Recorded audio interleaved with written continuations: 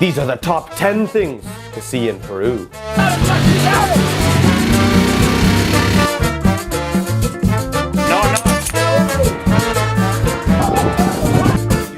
Lima. This is the biggest, most coastal city that you're going to find in Peru. Probably flying in and out, lots of stuff to do.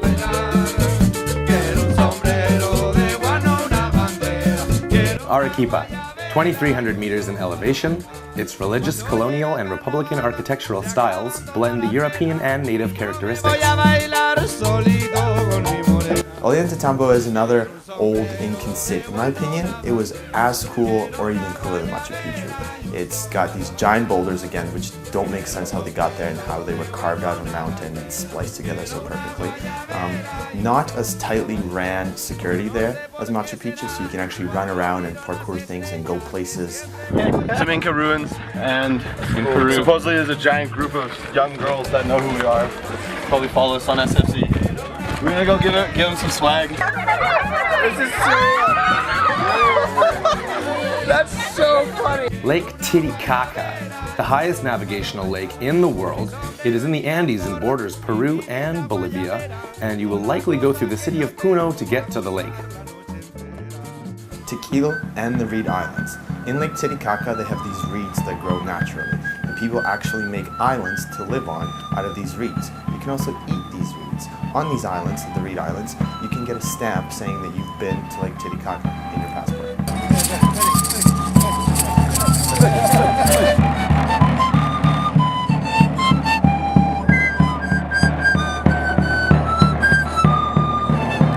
Cusco, about 3,400 meters in elevation, and you're gonna feel it. Very cool mix between Incan architecture and Spanish architecture. It's a bit of a mix between the rural and the city. Yeah, just give it a shot. Twinkle, twinkle, little star, how I wonder. Ready? Something, something. No, I'm not.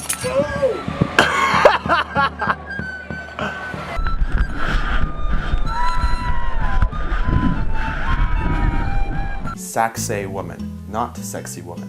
Located above the city of Cusco, it's basically an old fortress made with giant boulders, and I'm talking like twice your height, weighing tons, and they're perfectly molded with each other. It was used for ceremonies and military gatherings, and you can hear the echo in the valley when someone's speaking at the top.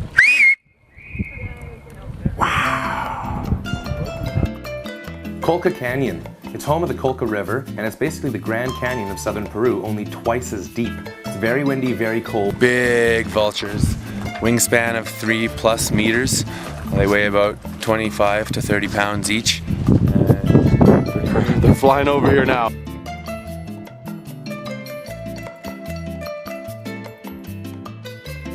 The Amazon rainforest.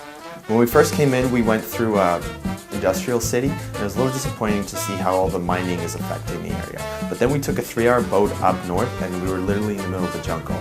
It was an open-air lodge, and you can help but think about all the creepy crawlies that may or may not be in your bed. Catching fish in the Amazon! I got one! What is this? You know Kanjiun? No, that fish is dangerous. That's the one that swims up your deck. Exactly. We caught the dick fish! Machu Picchu. Show up before sunrise, you're not going to want to leave. You'll feel the energy in the air. One of the most amazing places that we went to in Peru.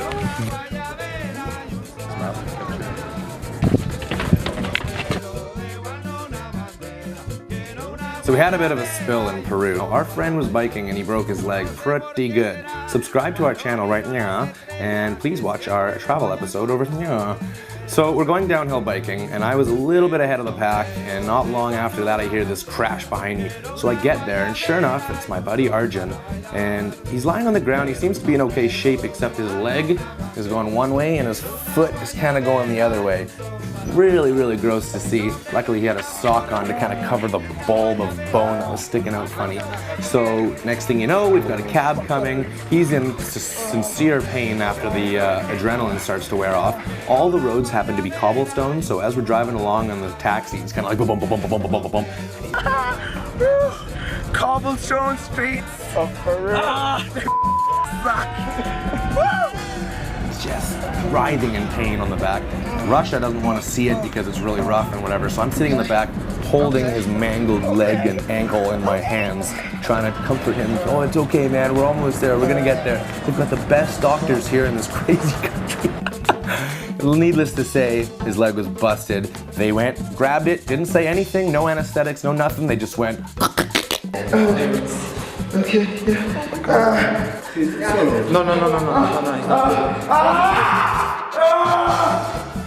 And he screamed so loud, but they put it back into place. They broke it a little bit more in the process, and he had to get plenty of surgeries afterwards. It was a very fun experience, and I wouldn't trade it for the world.